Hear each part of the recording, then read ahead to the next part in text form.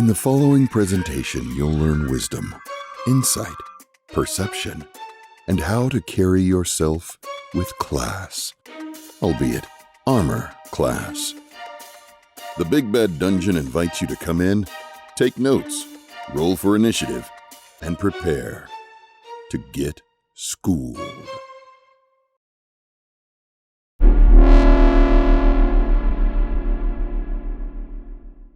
Tonight, I have the privilege and the honor of interviewing the host and the killer DM of Crucible of Fate, the most dangerous man in Dungeons and Dragons, Mr. David Carter. Hey, what's up, man? How you doing? I'm doing really well, man. It's great to see you again. It's been a few weeks since we got back from D&D in a castle. Yeah, man. No, and it's been, I imagine you've been busy. You're putting up, a lot of episodes. We're trying to do one a week right now. So it's a bit of a pace because we're filming every second Saturday, and it's typically about 8 hours per filming session. Wow. And it's a lot. And yeah, shoot, there's so much I can go into about Crucible, but that's not why I'm here tonight. But anything you want to know about it, I'm happy to share. Well, actually, my first question is actually about Crucible of Fate. Like, I want to know about Crucible of Fate. I want to know what the inspiration for the show is. Let's talk about that. Okay, so, oh man, we'll rewind the clock back a bit. Picture it. The year is 2021. In the middle of COVID, my wife, well, it wasn't my wife at the time, my girlfriend and I decided we wanted to have kids. We got married, and anyway, a whole bunch of like life circumstances all came together at once. We were selling our houses, we were waiting for a new house to be built, and so we were staying at her parents' place while she was extremely pregnant. And it gave me an opportunity to do some writing, and I was just thinking about how much I love D&D and how my interest in my day job was starting to fade, and like just wanted to think of a way that I could enter into the conversation in a more meaningful way. I know that probably sounds really narcissistic No way. and egotistical, but I don't know. I just wanted to like try to contribute to this game that I love so much, and I'm sure you and your viewers do too. And so we were watching a lot of TV because she couldn't really move around too much, Hmm. and we were watching things like the Squid Game. And the whole time I'm like doing D&D writing, but I'm turning around and watching Squid Game, and I'm like, oh man, there's got to be a way to bring Squid Game into D&D. Like, how would that work? And I just started thinking about ways to turn D&D on its head so that I wasn't lost in the like, I don't want this to sound bad, but like the sea of people that were inspired by Critical Role and Dimension 20 and kind of trying to follow in their footsteps.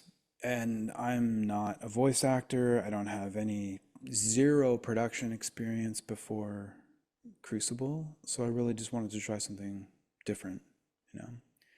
And so I started thinking about competitive TV shows, competitive movies. So The Hunger Games came in.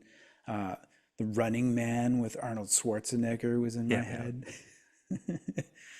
And just these like kind of evil hosts that are bringing these innocent people or possibly innocent people together for the entertainment of the masses, despite the mortal nature of the competition and the gruesomeness that is lost to the host, or he even appreciates it.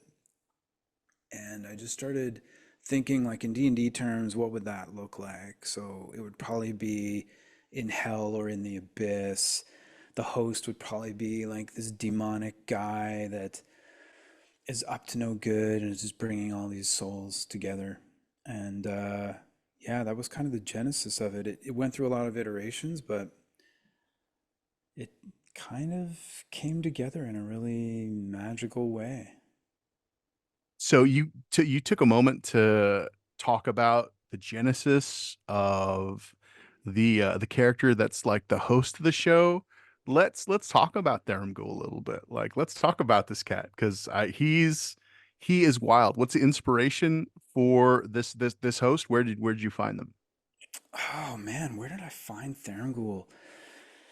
So I he first came into my head when I was playing with my homebrew group, or like my home game, and I really wanted to give them, a couple of them were new to D&D, and I wanted to give them a really kind of magical experience. And I put down a lot of like what experienced players would probably think of as landmines, and one of them was this book that they found in the wreckage of this convoy where all of the guards were dead, and like they only found it because they rolled like a super high investigation.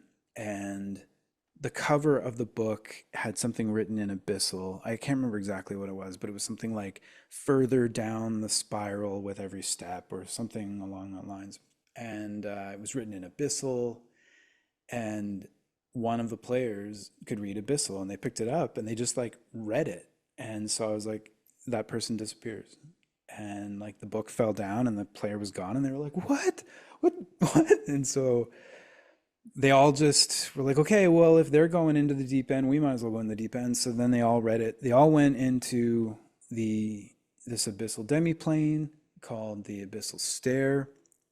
And the first person that shows up is this really like pleasant but extremely creepy individual who introduced himself as Thrangool. And he was kind of like this smarmy like used car salesman, but also definitely like knew more than they knew, and he knew they were strangers in this strange place, and was just like, I'm going to be your best friend.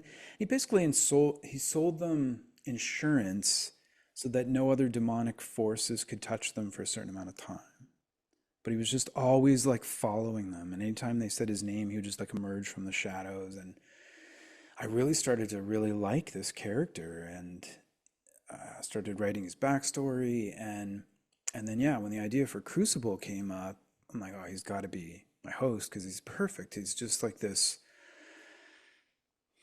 calm but with limits,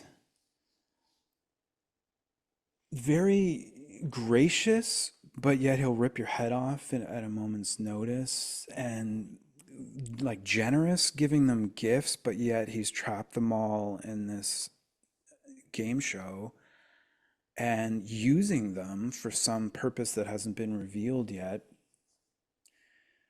while kind of like antagonizing but yet befriending all of them. And he's always lying. And so what I'm finding is an interesting experience with this is like I'm the DM of the show or of the campaign, but as the host, I'm a demon. So I'm just straight up lying to them. I'm antagonizing them while we play. I'm provoking. I'm making them doubt themselves, and trying to give the players the same experience that their characters have. They're yeah. Sorry, I'm rambling. No, that's absolutely perfect. I just think that, I love that character. I think they're really, really compelling. And certainly watching them interact with the players, and again, it isn't even just the characters, it's their interaction with the players, and the way they interact with them. It's just really, really, I guess, like interesting how you draw everyone sort of into this world. But what world is the world of Crucible of Fate?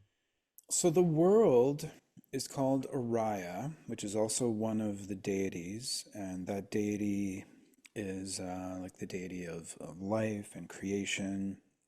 And I kind of took this approach because I grew up on Dragonlance. That was my introduction to Dungeons and Dragons. Well, it was my like main introduction to it. And the Cataclysm always really intrigued me. And so my game world has a similar cataclysmic event, and at, it's all available for the players to discover. So all they know is that there's this giant barrier that's like a disc that goes all the way around the planet, and it has become the equator essentially. And over the past 2,000 years, as generations have grown up on the planet, they've just forgotten about what's on the other side. Very few people know, and everything on the and so the sun is always in the same place. So you've got this barrier that goes around the entire planet, and it's always facing the sun. So the sun has now reduced the top 15% of the planet to just desert. And because the sun is locked in place, there's only a certain amount of the planet that gets light. And so over this equator is a giant moon that's constantly orbiting every day. And so it reflects the light down to the rest. So yeah, it's a really what I think is an interesting world, with the barrier, with the sun locked in place, with this whole half of the planet that is kind of hidden from the players initially. The history of why this happened, what the circumstances were, what the consequences were of that. And then it becomes more of a like an exploration game as you try to move brightward, as we call it, towards the sun. So it's very much like a new world setting, almost like the settlers coming over from Europe to North America. Across the whole planet, there's this ancient civilization, where now, because of this like cataclysmic shift in the orbit, a lot of the oceans moved. The old civilizations were destroyed, or everybody like drowned. So there's a whole bunch of territory that no one's been to now. So exploration is a really important thing for me in D&D. Yeah, so I'm still fleshing out like the map and all the nations and all of that, but it was enough to get started with the Crucible at any rate. So how much of this world, without spoilers, like without giving away any spoilers, how much of this world do the players know about? Like how much information have they gotten via the information they've gotten in the show? So in the show, not very much. All of the encounters take place in locations that are either on the surface or down in the abyss, on the material plane or in the abyss. So there hasn't been a whole lot revealed on Crucible of Fate, but I do have what I call world builders that are one of the like Patreon tiers that I have. And they're called world builders because I tell them all the things that I'm doing. I show them the map as I build it. I send out whenever I can information about the deities, about the world, about the main nations, some things that are going on without spoiling for them what'll come later in the world setting book and the campaign book that I'm going to try to release over the next few years. So yeah, there's not a lot known yet. Yeah, man. No, that's good. I like this idea of mystery that these that everyone that's involved in this particular like competition, they're all just still kind of they're trying to figure out. One of the things that's really also very interesting about Crucible of Fate is how like rules tight you run your game, because it's pretty amazing. Like you run, I guess, like a really, really tight ship when it comes to adjudicating the rules and running a consistent game when it comes to rules. What was your preparation like, or how did you get so good at fifth edition D&D? Oh man, just you saying that is giving me anxiety. Um, so when I started Crucible, I thought I knew the rules fairly well. Like I thought, I've been DMing for a while since 2014 in 5e. I'm just going to give this a shot. And I opened it up to the public. Crucible is an open invitational 120 player PvP campaign. I was really lucky because some of the people that found the show first, like the people who were in episode 1 were my friends. And then by the time episode 2 rolled around, I had some volunteers from Facebook, like these Facebook groups that I advertised in. And some of them really knew their stuff. And by, I think, episode 3, we had started a Discord to start talking about the episodes and some of the mistakes and just how we were going to go about it. And then more and more people joined as episodes went on. And a couple of key people, I don't want to name names because I'm going to forget some of them and offend people, but they became my rules committee. And well, I have to at least name one. So a guy named Todd, who played in episode 8, he just one day sent me notes from one of the episodes and was like, here's all the things I found that were incorrect. Like, I hope you don't take this personally, but like, these are the things you kind of fucked up on. And so, am I allowed to swear? Yeah, go for it, man. Okay. Yeah. Swear as much as you fucking want. Fuck yeah. And so I was like, no, man, this is great. Like, I don't have an ego about this at all. I mean, it's a bit of a gut punch to see all the things that I didn't know. But it was amazing for him to put the time in. I mean, he watched 6 or 7 hour episode and gave me 3 pages of notes of mistakes that I made. And it was touching. And then he was like, do you want me to keep doing this? And I'm like, yeah, but I can't pay you, right? Like, I don't have any money to, I put myself out on a limb to start this show. And so he just kept on doing that. And I started to, after making the same mistake like 5 times, I stopped making some of them, and things that came up regularly, I started to remember it. And yeah, now when we run on Twitch, I've got 1, if not 2 referees that are on the Zoom call with me. And if I I always tell them, let me do my job as a DM, but if I'm about to move on and forget something or miss something, speak up. And all the players too, I tell them there's no rules lawyers in Crucible of Fate. Like, this is a competition.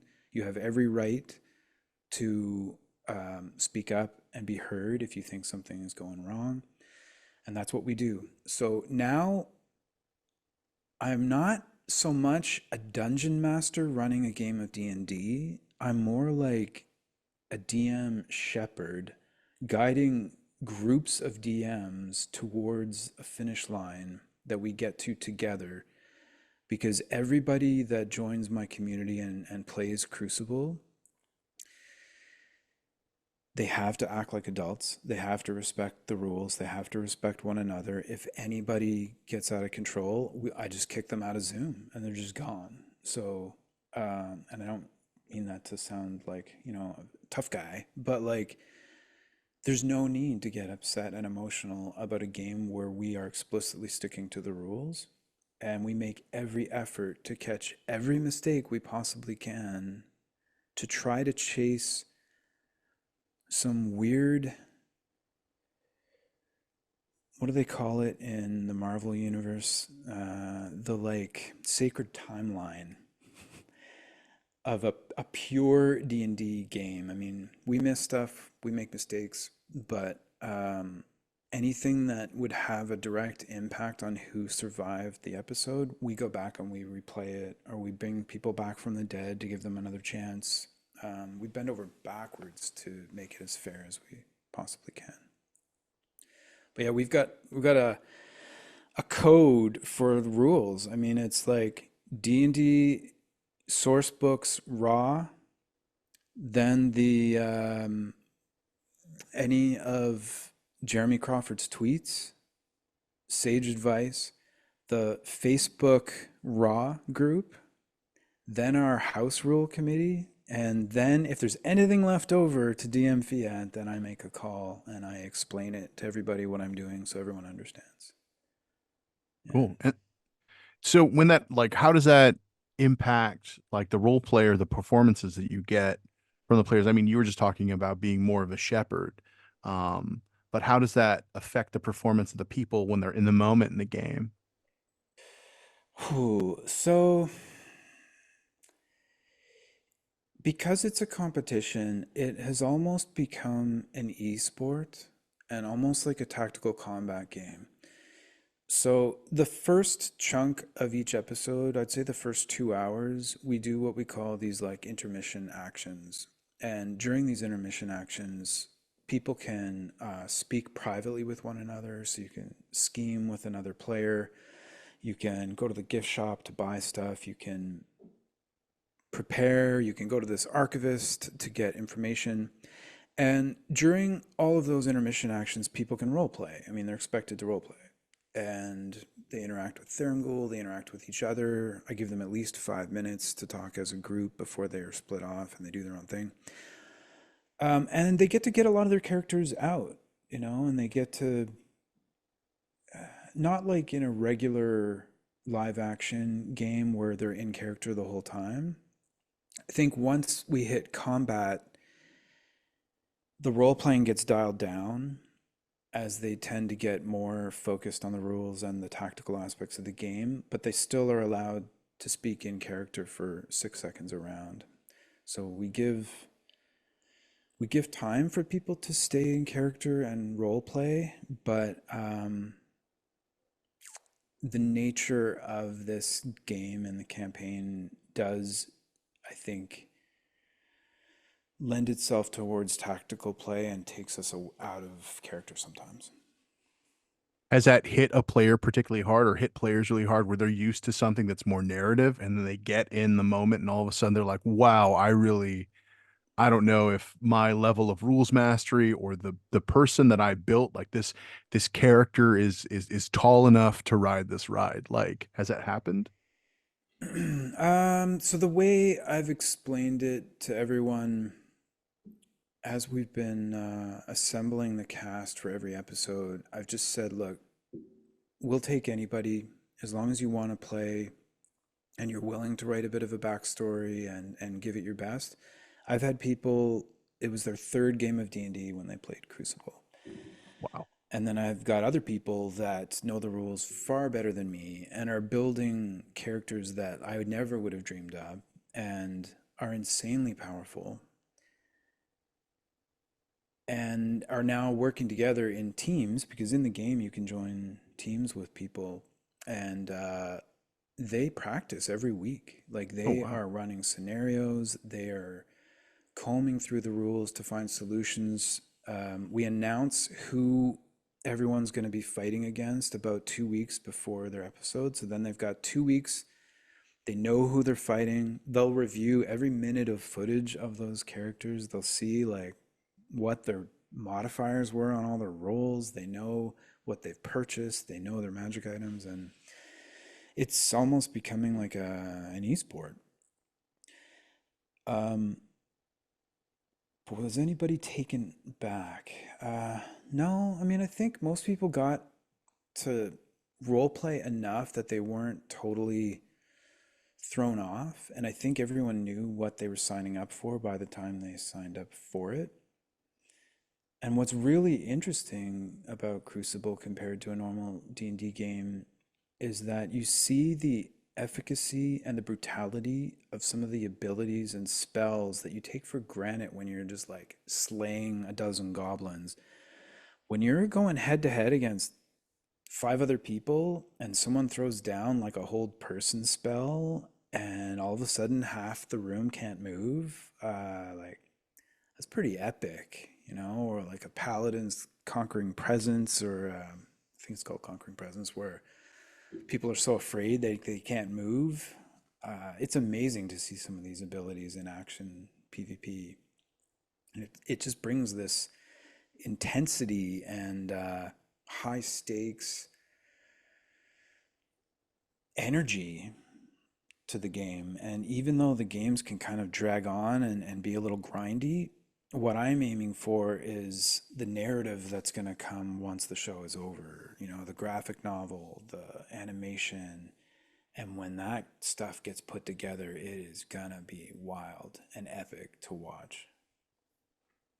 So, I mean, the show is epic to watch. I remember. So, the reason I asked that question is because I was watching a couple episodes of Crucible of Fate, and it was one of the episodes where the characters were going up. The figure that was representative of the characters was like a minotaur, and this thing kicked like a truck, and one of the players got hit with a hoof attack, and I watched the player go, oh, when you said the number, the amount of damage that they took, and I was Yeah. like, that would be me. Like that would be me. Like up before I got kicked, I would have been like, oh man, I got all these cool things, and then I would get hit, and I'm like, oh, okay, well that's the situation that the like that's the situation that I'm in. This is where we are. Oh, Um, yeah. I mean, I think I know which it was a Garistro, right? yeah, it was a Garistro. Yeah. So we've got the whole premise of the show, at least in round one, is that the characters are all level three and they're fighting CR 13 to 23 monsters, you know, and you would think, well, that's totally unfair. Yeah, it is. The objective isn't to kill the monster, it's to make it equally unfair to everyone who is in a horrendous situation to just kill the other players before you get killed. And yeah, in that episode, that was actually one of our admins and one of the, I'd say, protagonists in the show thus far. He came in swinging against the host, accusing him of crimes on behalf of humanity. And just by, you know, when I attack, I can't target people on my own because that would not be fair. So I roll randomly to see who gets attacked. And when his number came up and I said this thing is running, you know, it's doing its major gore attack. And for those of you who don't know what the Garistro's gore attack does, it's nuts. It's like 15d6 for the horn and then another 15d6 for the charge. And I think the total was like 101 or 103 damage. And Dude, it was a lot. It was a lot of damage that it did, dude. yeah, but the epic part of that is that he had a death ward up, so he went to one hit point from that massive thing. So that was it was pretty cool. It's a good moment. Yeah, that was a great moment. But okay, so I mean, you're talking about like randomly, I guess, like targeting people. Um, how did you step into the role of becoming the killer DM? Because I mean, you got to kill a lot of people in the show. Yeah, okay. So my homebrew game before COVID, I was playing with a bunch of my buddies at work, and I felt like the games of D&D that we had played up until that point throughout the past 10, 15, 20 years, they never felt deadly. It always seemed like the DM just didn't want anyone to die, you know, which was cool with us. But I wanted to offer them something different, which was you're not going to get excited and feel involved in the game if there's no fear of death. Otherwise, you know, you're just going to be eating Doritos with your feet up, not really caring. And that's great if that's what people are into. I'm not telling people how to play D&D. There's so many different ways to do it. But I started throwing really tough encounters at them. And so they jokingly said like, "Oh, Dave's a killer GM." And I was like, "Yeah, I am." Because I want you to worry and think before you jump into combat or before you assume that I'm just going to make the problems go away if it gets too hairy. And so when I started thinking about Crucible, I was really naive, really naive, because I thought, I'm just going to run this show. Whoever signs up, they're not friends of mine. I don't care. Like, I'm just going to kill half of them fairly, but I'm not going to give it much thought. And they get to come on a cool show and have a cool experience and, you know, forget them.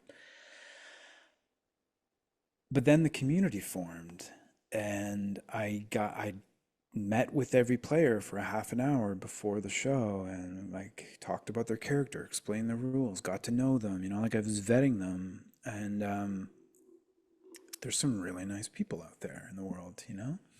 And they've all got their own stories and they all love the game. And then when it was time to kill or DM some people, I felt super guilty. I still feel super guilty. And it's getting worse because now, when it was 120 people, I'd only played one game of D&D, or they died in the first game that I played with them.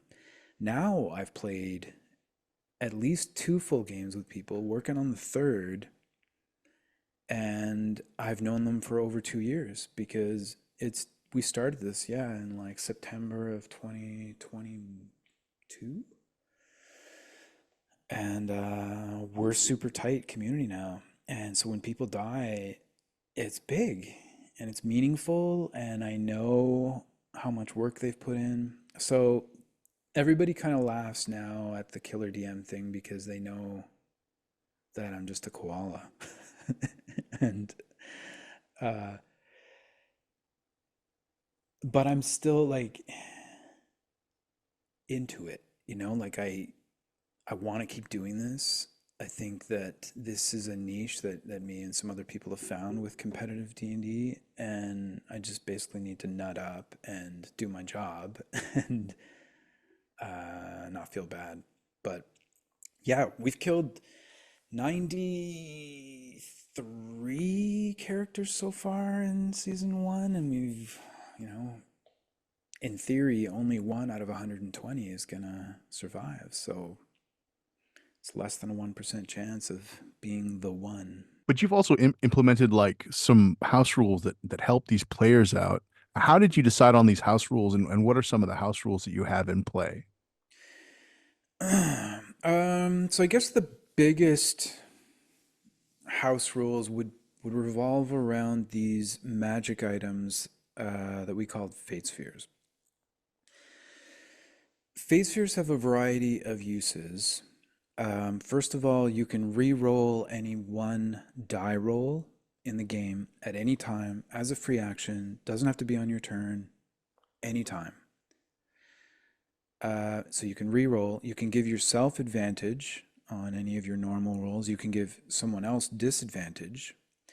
You can negate someone else's fate sphere use, almost like a counterspell type thing. Or you can initiate a soul bond with another player, which means both people spend a fate sphere and then their souls are connected. So as we move through the rounds, they move through together. So they stay as a team through the rounds up until they can't. Otherwise, you're just, you know, luck of the draw of who's in your episode in the later rounds. And then finally, you can use a fate sphere to initiate what we call a social roll.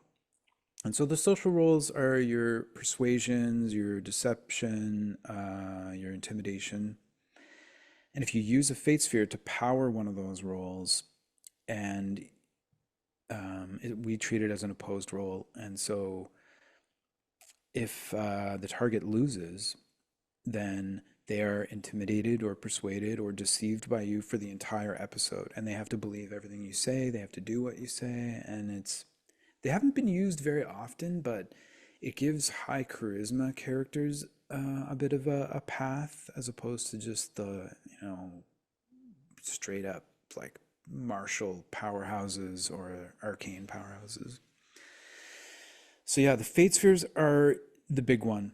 And the way that most of them, I'd say probably 80 to 90% of the fate spheres got used thus far, is when I roll to attack with a powerful monster, to attack like a level 3 character, they are your sole defense to ward off being the target of the attack. And it created this kind of Russian roulette mini game in a way, which I don't really like, but it's still kind of interesting. So like if I roll, you know, a 5, and it means character number 5 is going to get targeted, and they're like, whoa, I know what this attack is going to be, because I do my best to narratively explain what's going on without revealing exactly what the attack is. I try to make sure that people who know a lot about D&D would know what this attack is that's coming. And they're like, okay, can I handle this or not? Probably not. Okay, I'm going to use a fate sphere, and then I have to re-roll the targeting die, and then maybe it lands on someone else that doesn't have any fate spheres, so then they get hit with the attack. So yeah, that's our main house rule, is the fate spheres, and it just helps turn the tide in the favor of the characters to the point where it can take me, I mean, even in round one, it could take me 6, 7 rounds to kill someone, even with like an insanely high CR monster. 5e characters can survive quite Yeah. a lot. Yeah. Other house rules are just things like we use flanking. We potions are bonus actions, like just little things that a lot of games use on their own. So when you're building these encounters, I also noticed that a lot of times whenever you're putting together an encounter, there's like a secondary objective, or there are multiple things that the players have to do in addition to, kind of to survive the encounter. How do you come up with that stuff? So in round one, and when I first started the show, every episode was broken into 3 parts, and I think it's absolutely hilarious that the first episode I ever filmed, we started at 7 o'clock at night, and I expected to be done by 10:30 or 11. And in episode 2, at about 3 a.m., when I had strangers in my house, I was like, "Oh my God, what have I done?" I realized that things were taking a lot longer than I'd planned. And by round 2, I had to make things simpler on myself. And so instead of having, in the first episode, we would roll in the moment which room we were gonna be fighting in, or like which monster they were gonna fight, kind of like Cabin in the Woods type thing, or an escape room, because I thought it would be neat to have these rooms that are trying to kill the players as well. So in the first few episodes, it was either a monster or an escape room, and I didn't have anything prepared. I mean, I had the rooms prepared, but like I didn't have the map like built or ready to go. So when they did the roll, I'm like, okay, I gotta build. Give me 10 minutes, guys. I gotta build the room, and yeah, that didn't work out very well. And then we would play the first game, and one person had to die in the room in order for us to then move to the second one. And so if we did a monster, then we would do the escape room right after. And then once the monster and the escape room were both done, we'd do a PvP battleground. So it was like this 3 event episode, all meant to be filmed in one sitting, and it just became impossible. So by round 2, what we do now is you fight the monster in the escape room while killing each other. So it's just one encounter to get it all done all at once. How did I come up with them? So the monsters, I just chose 20 of my favorite monsters from D&D, like super epic stuff that if you think like what would be a powerful monster you'd want to unfairly throw at people, Beholder, Purple Worm, dragons, death knights, liches, all of the things that terrify D&D players. Let's just throw it at them at level 3.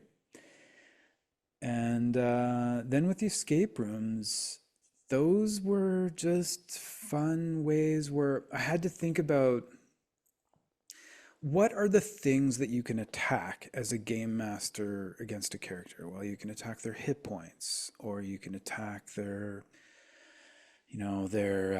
ability scores, or you can put them on a timer where after a certain amount of time someone's just going to die instantly, or you can take their air away from them or put them underwater. Like when you actually think about it, there's not that many different things to go after in terms of mechanics, but there's an infinite number of ways that you can go after those things.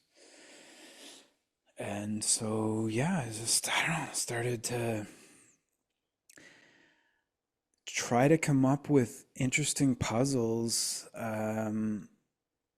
that would lead to the demise of people. So whether it was you start underwater, manacled to the wall, with monsters coming to kill you, and so you have to pick the lock or teleport out of the manacles or um, break your own hand to Has get that out if you happened? can. Yeah, it did. Yeah, That's someone cool. just That's like couldn't sick. make the rolls, and they're like, "Can I just use my movement to get out?" I'm like, "Oh yeah, absolutely." But your hand is broken and useless because yeah, and so I bent the rules a little bit sometimes.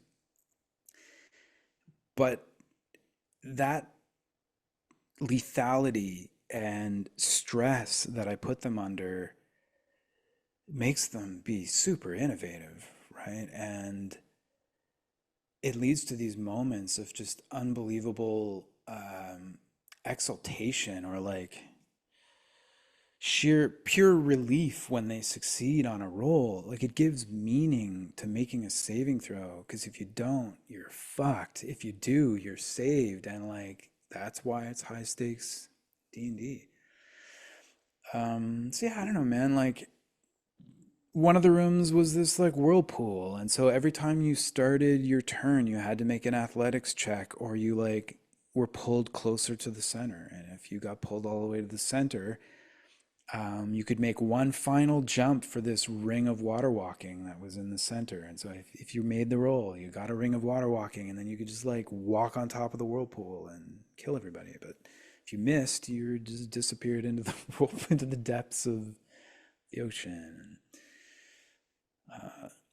There was another one where players had to stick their hand in this like infinite treasure chest, and what they didn't know was that there was a tomb tapper waiting outside, and a tomb tapper in its lore is a protector of magic. And so the longer they kept their hand in looking for treasure, they would hear a voice in their head that said like, oh, you know, you found this, but if you keep searching, you'll find something better. So it was just this demon or ghost that was trying to tempt them to stay and get a better item. And then whoever kept their hand in longest became the target of the tomb tapper when it bust through the wall and started killing people. So yeah, just fun puzzles for people to solve um, while their friends are trying to kill them and a monster's trying to kill them. They need to figure out how to escape a room that's trying to kill them. And these sets you build out for folks are really, really cool. Like, do you so all of your stuff is like, do you make all your stuff or do you have somebody who puts that together for you or like your miniatures and your terrain and stuff? I make them all. I've got a bunch of the Warlock tile sets, and so those are pretty fun. I keep them very simple though.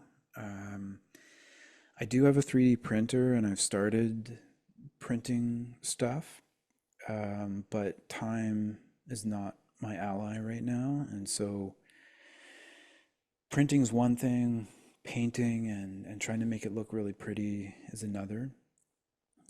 So usually I just work with what I've got, like every DM does, and try to make it look decent and engaging for the players and simple to use.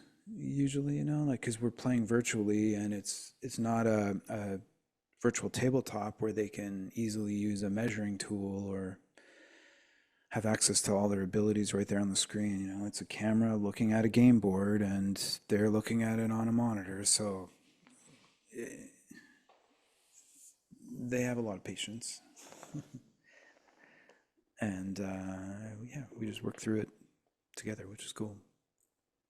So where does this all go? Like, where's this eventually like the scope of this project? I know in I guess like you've got big plans. Like, where do you want this to go to? Like, what's the, I guess like the brass ring for Crucible of Fate? Oh man, I don't know. I really don't know. This is gonna sound super cheesy, but I have two big motivators. The main motivator is my son, and the reason that is when he was born, as I'm sure a lot of dads do, I was writing a letter to him, just kind of making an oath that I would do my best to teach him how to be, a good man, a responsible man, to chase his dreams, follow his heart. And like, as I'm writing this bullshit, I'm like, am I doing any of this for myself? And the answer was a resounding no, which was very eye opening. And so that brought me down a road of like purpose and like TED Talks of how do you. This is actually how I got onto Crucible anyway. I watched this one TED Talk was like, find out your purpose in 5 questions. And it was like, what do you love to do? I love playing D&D. What can you do for other people that involves that? Well, I can run games for them. How can you make money doing it? I could run games for money and become a professional DM. Like, and so all of this is to build a world for him to explore, hopefully when he's older, and to show him that even if you're a terrified 44-year-old man who has been hiding from his dreams, too afraid to go after them, no, you need to go after what you want without regret, because otherwise all you will have is regret.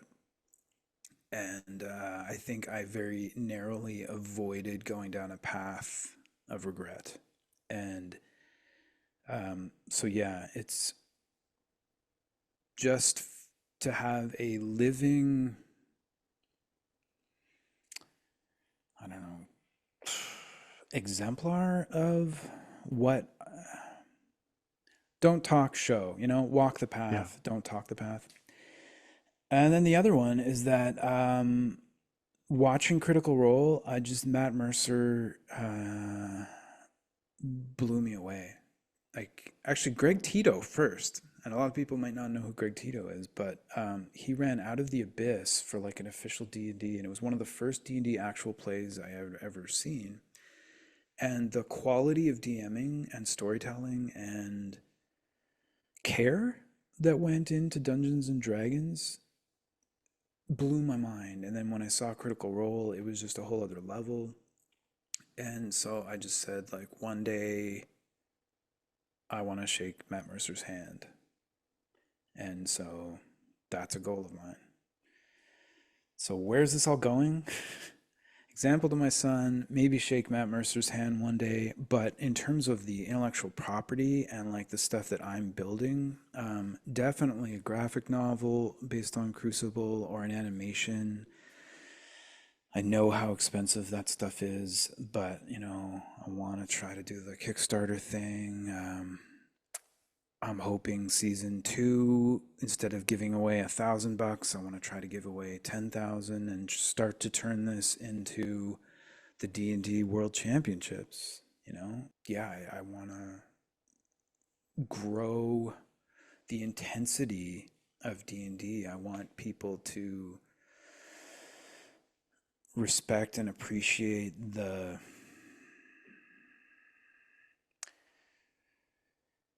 what's the word I'm looking for? Incubator it can be for incredible tales and incredible memories that are stored in the same place in your brain as real memories.